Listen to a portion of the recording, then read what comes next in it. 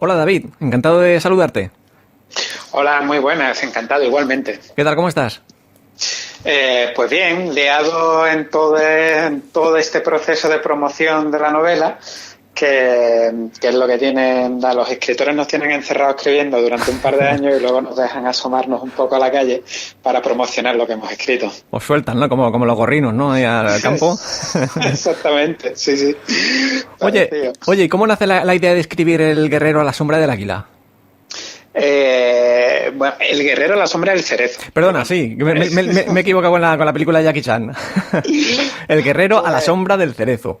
exactamente. Pues fíjate, es una historia que a mí me lleva rondando la cabeza desde hacía muchísimos años, pero más de 10 años perfectamente. Lo que pasa es que yo ya suponía las dificultades que iba a tener a nivel de documentación y para desarrollarla, y siempre me había dado mucho reparo ponerme a ello. Lo que pasa es que cuando llegó esta crisis económica, ¿no?, que todavía no nos hemos conseguido quitar de encima, y me quedé en el paro, que siendo periodista además es algo bastante habitual, Sí. pues me dije, mira, o ahora o nunca. Así que nada, que me puse a ello y bueno, pues aquí estamos, aquí hemos acabado. Oye, para situar a los oyentes, ¿puedes hacer una breve sinopsis del argumento? Sí, claro, mira, El guerrero a la sombra del cerezo es una novela histórica, pero sobre todo es una novela de aventuras. Es histórica porque se desarrolla en un periodo histórico y yo he intentado ser muy fiel a la hora de reflejar aquella época y los elementos históricos que se hace referencia. Pero sobre todo es una novela de aventuras que se ambienta en el Japón de finales del siglo XVI y que cuenta la historia de dos personajes muy distintos. Por un lado tenemos a un muchacho de 9 años, que es Seisei Ikeda, que es descendiente de una familia samurái, que es regente de una provincia, y que en una sola noche sus enemigos asaltan por sorpresa su castillo y aniquilan a toda su familia, y él queda como único superviviente al amparo del último samurái con vida de su padre, que viene a convertirse en su mentor. Entonces, por una parte la novela cuenta la historia de este muchacho, de la supervivencia, de cómo consigue huir de sus enemigos y de cómo este samurái que queda con vida le educa y lo adoctrina en un camino de venganza para que se vengue de los enemigos que han acabado con su padre y con su casa. Y por otra parte está la historia de Kei Inafune, que es un médico errante que ha aprendido algunas técnicas de medicina occidental en los hospitales que los misioneros jesuitas abrieron en la isla de Kyushu. Entonces, el aplicar estas prácticas de medicina extranjera hace que sea repudiado por sus colegas y por gran parte de la población. Pero bueno, él ve que realmente supone algunas mejorías respecto a la medicina japonesa tradicional, entonces en conciencia las debe utilizar. Y es la historia de este médico que por una serie de acontecimientos se ve inmiscuido en una conspiración entre clanes, entre señores feudales, que es algo que en un principio le queda grande, pero bueno, esa es la historia más o menos que cuenta la novela. Sí, porque mira, además en la portada del libro reza una historia de venganza y redención en el Japón de los señores samuráis, que a mí con esa frase ya me tienes ganado. Sí, sí, y bueno, es las dos historias que te he contado. Por un lado, la historia de venganza de este muchacho, de este descendiente de una familia samurái, y por otro lado, la historia de redención es la que compete a este médico, pero no voy a explicar por qué es una historia de redención. Claro, no, eso se queda para los lectores. Exactamente. Oye, comentas que empiezas el libro en una etapa laboral un poco así confusa. Entonces, ¿cómo te organizabas las jornadas con el tema de la información? Pues bueno, en un principio, mientras estaba en paro, era sencillo, porque me dedicaba a escribir todo el día, lo convertí en mi trabajo. O sea, yo me levantaba por las mañanas, como me levantaba siempre, y a las 9 ya estaba delante del ordenador aporreando las teclas. Y que además, como fue un periodo largo hasta que volví a encontrar empleo, pues avancé bastante en la novela.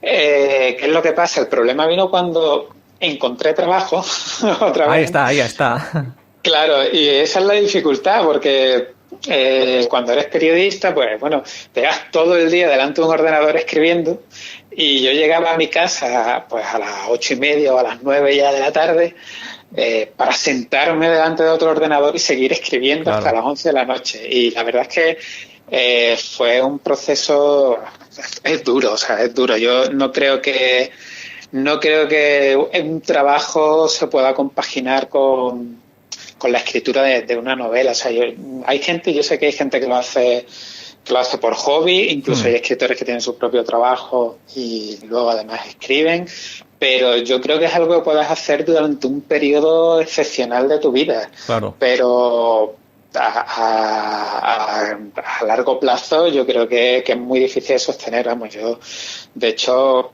tengo amigos que son escritores que bueno, han escrito un libro, han escrito dos, pero han dicho mira, yo ya no escribo más hasta porque aquí, ¿no? claro, esto me está costando la salud y las relaciones familiares también. Así que es lo que pasa. Pero bueno, los escritores en este país vivimos en esa especie de círculo vicioso, ¿no? En el que se da por sentado que no vas a conseguir ganarte la vida de lo que escribes.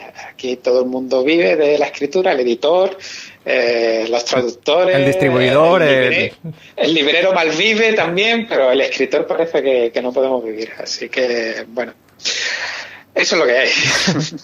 Y además el libro, yo tengo aquí en la mano la edición de Suma, pero bueno, el libro empieza como una autoedición, ¿no? ¿Cómo fue todo el proceso también de este? Claro, bueno, el libro yo terminé de escribirlo a finales de 2011. O sea, fíjate el recorrido tan largo que ha tenido hasta que ha visto la luz publicado como novela de papel, como libro de papel. El tema está es que cuando yo acabé la novela tuvo buena recepción por parte de la industria editorial, en el aspecto de que fue finalista de un premio literario importante, como es el Fernando Lara de Planeta, y yo, con el respaldo de haber sido finalista de ese premio, que en otro tiempo, en los que no había crisis, ya suponía casi la publicación automática por parte de Planeta,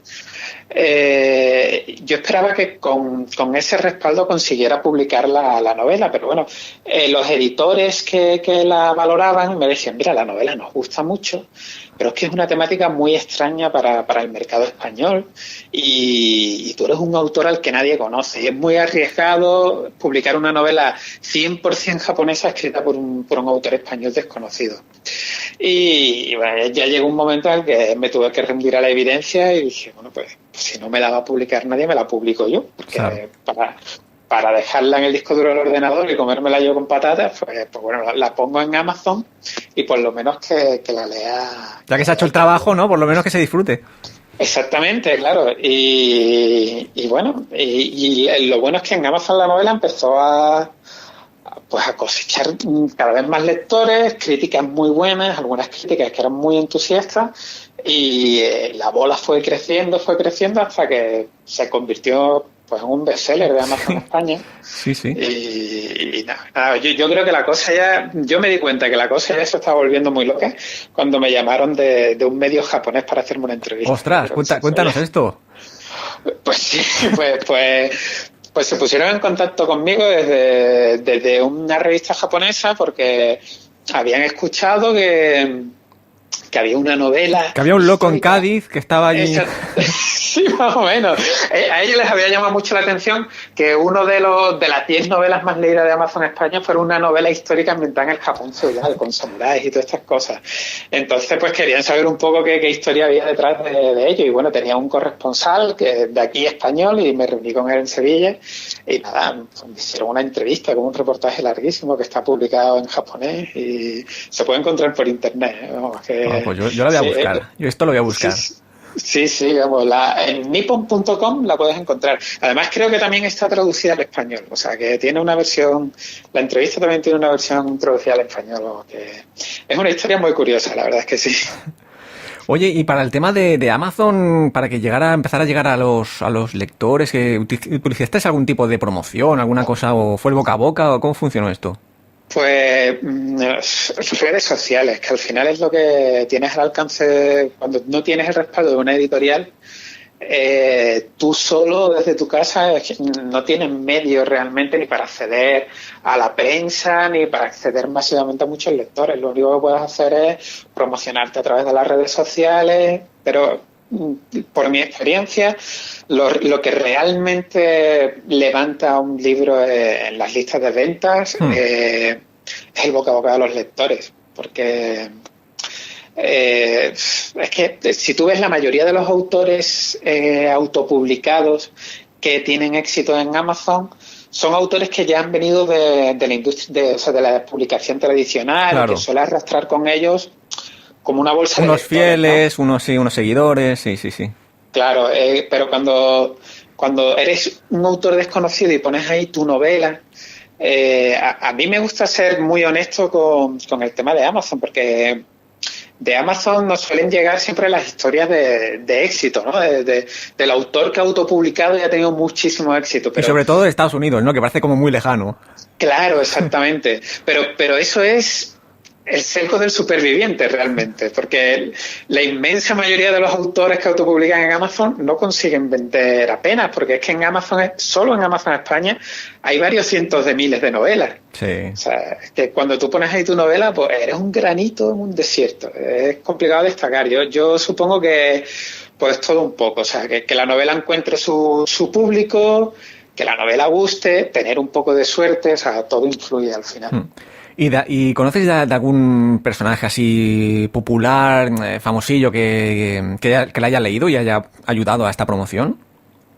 Pues mira, lo curioso es que cuando Suma publica mi segunda novela, ¿no?, que es Hijos del Dios Binario, que es la primera que se publica en papel realmente, ajá, ahí me di cuenta de que había gente, que era gente famosa, que sí llega a leerte, incluso se pone en contacto contigo y hacen incluso, oye, pues te dicen, ponen en Twitter, en sus cuentas de Twitter, oye, pues me he leído esta novela y me está encantando. Entonces, que además para los autores como yo es una gran ayuda, porque son personajes. Hombre, claro, eso es un impulso importante. Claro, y o sea, yo, por ejemplo, sé que a Alberto Chicote le encantó Hijos del Dios Binario. Sí, pero lo sé porque, bueno, se puso en contacto conmigo, pero además lo puso en Twitter, o sea, que no estoy desvelando aquí ningún secreto. Y sé que ahora se está leyendo El Guerrero a la sombra del cerezo porque le interesó mi anterior novela. Pero claro, es la difusión, ¿no?, que te da el publicar con una gran editorial como Suma. Que al final te lee mucho tipo de gente, muchas personas que son desconocidas, y también de vez en cuando pues te lee gente como, ya te digo, Chicote, por ejemplo, que además es muy lector. Entonces, pues te llama la atención, pero en cierto modo es lógico, la verdad. O sea que tú en A3 Media eras prácticamente un ídolo y tú no lo sabías, ¿no? Sí, bueno, en A3 Media no sé, pero no lo sé, pero sí, vamos, conozco y también de algunos periodistas que te dicen, oye, mira, pues que me ha leído tu novela y que me ha encantado. La verdad es que es gratificante, sobre todo porque, bueno, cuando son gente con la que tú también te lo has pasado bien, ¿no?, y con la que tú también te entretienes, claro, pues ver que tú les has devuelto parte de eso, pues la verdad es que es bonito, es una historia curiosa. Un feedback ahí que está chulo, ¿no? Sí, la verdad es que sí. Porque, mira, yo veo que en Amazon tienes 353 comentarios de esta novela y 343 le dan entre 4 y 5 estrellas. O sea, ¿cómo se hace para poner al 97% de la gente a favor? Ya, la verdad es que es bastante alucinante, sí. Es ahora mismo una creo que es la novela histórica mejor valorada de Amazon España, sí, y una de las 10 novelas mejor valoradas.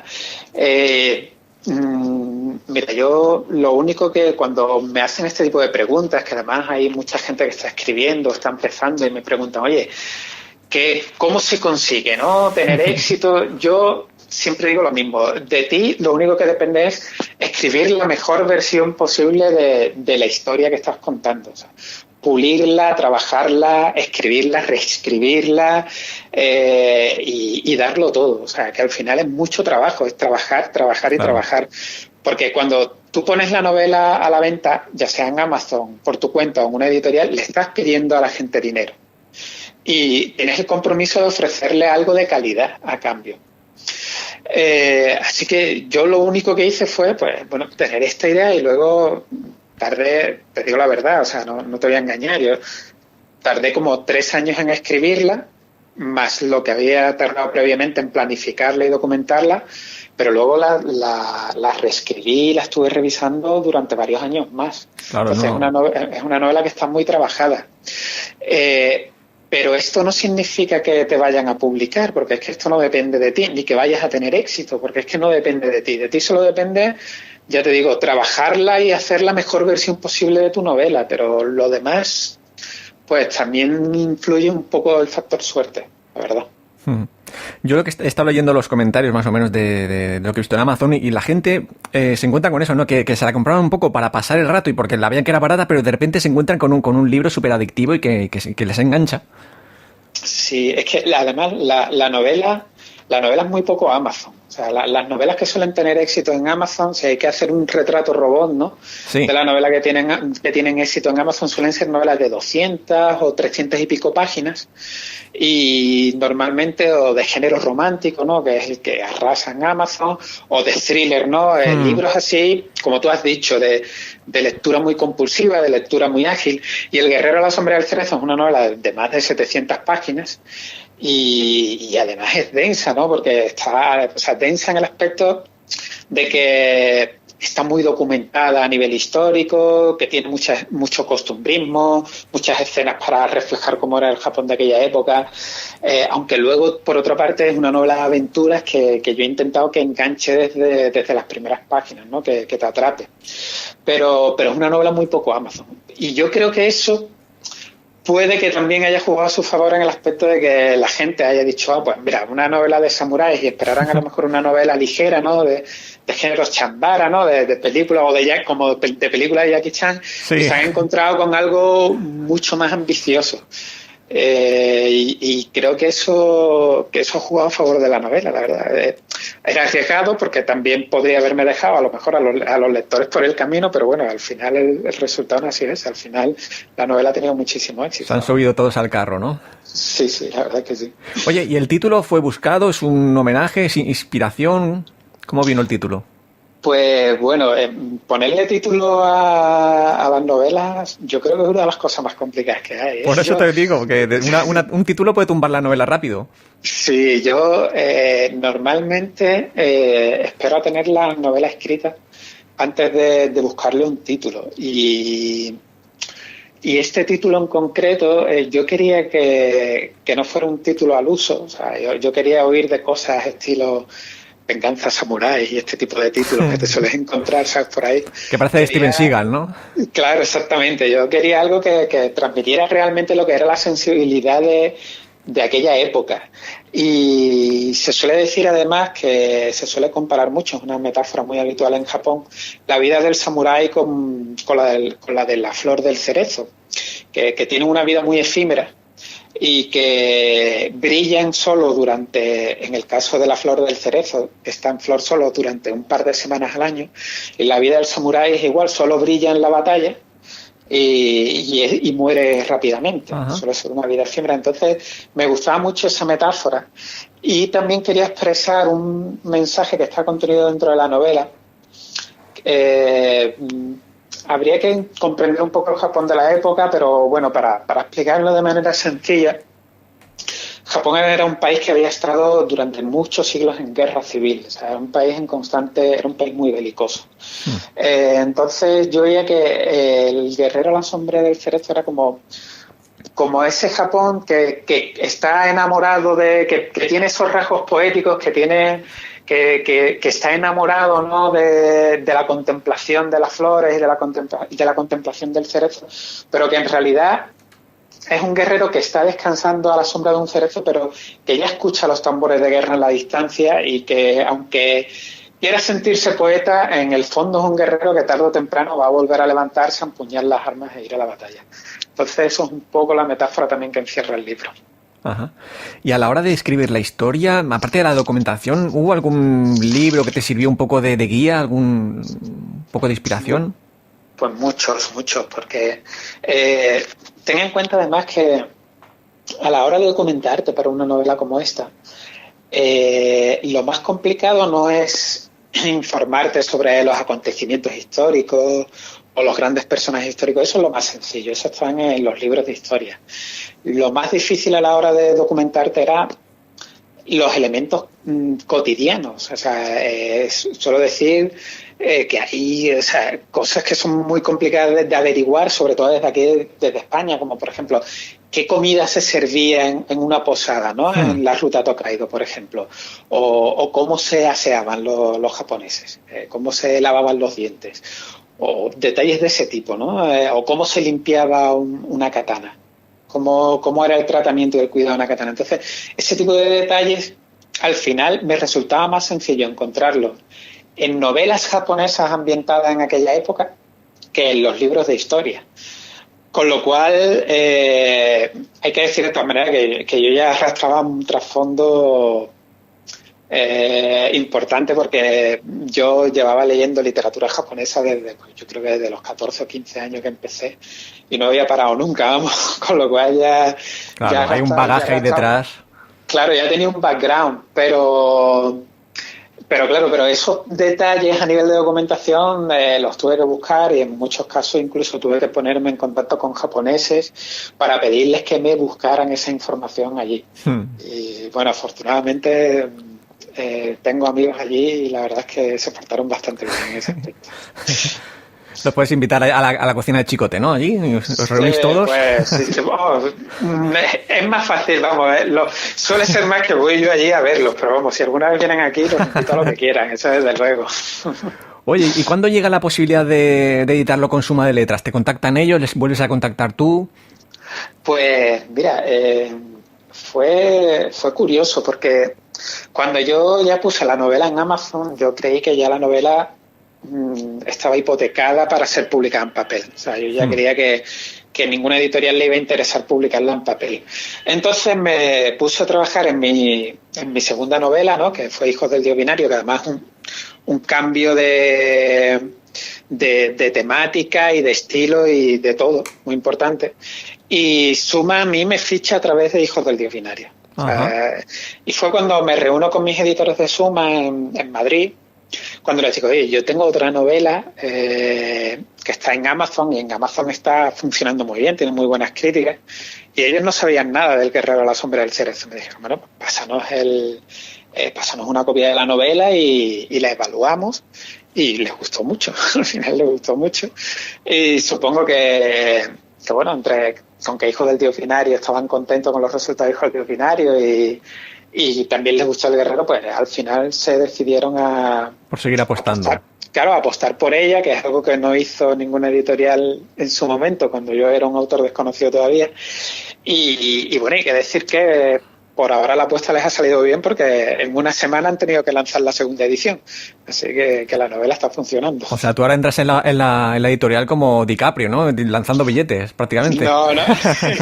No tanto, porque todavía estamos empezando, y hay gente que lleva mucho camino recorrido y que vende muchísimo más que yo. Pero bueno, ya al menos me escuchan, me tienen en consideración. Me tienen en cuenta, eso ya es muy importante. Y ahora que estás con el tema de las presentaciones, ¿tienes alguna en mente ahora en primavera, verano? ¿Cómo está el año? Bueno, ahora estoy...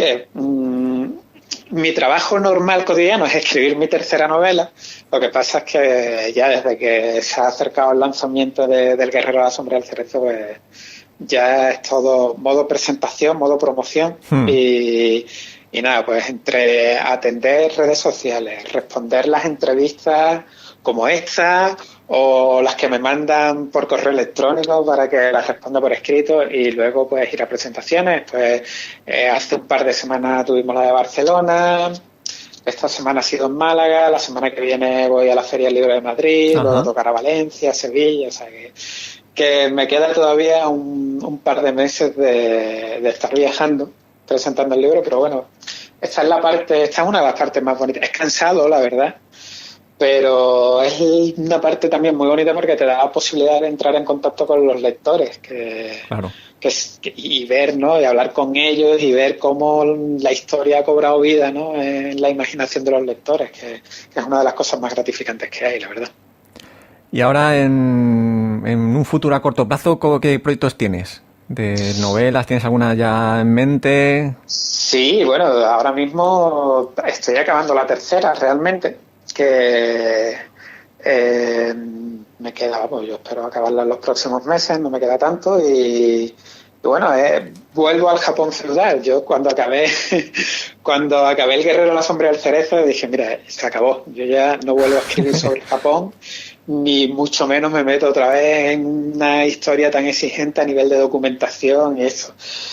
Y bueno, fíjate cómo fue que me fue Hijos del Dios Binario, que es un thriller de investigación ambientado en un futuro cercano, vamos, que es que no tiene ni nada que ver. Un cambio radical.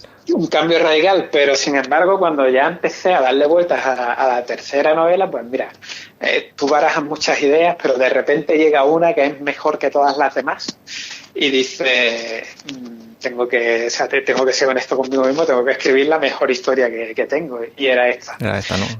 Así que otra vez estoy liado con todo esto de la documentación y aquí quebrándome la cabeza, pero bueno, ya parece que tenemos la historia domada y ya bien. En breve la tendré lista, creo yo. Y que la cabra siempre tira al monte, ¿no? Que es un tema que te gusta y disfrutas escribiendo, supongo. Claro, es que, claro, en gran medida es eso. Además, no solo ya es que te guste, sino como soy lector asiduo, pues también de literatura japonesa, de estas cosas, que al final es normal que se te ocurran ideas que están relacionadas con eso. Y además, desde que escribí El Guerrero de la Sombra del Cerezo he viajado 2 veces a Japón, con lo cual era fácil que... Has hecho el circuito, ¿no? Más o menos de lo que... Claro, es que tarde o temprano se me iba a ocurrir otra historia japonesa, o sea, no había más remedio, la verdad. Para ir acabando, ¿hay alguna cosita de la que no hayamos hablado y que te gustaría compartir con los oyentes?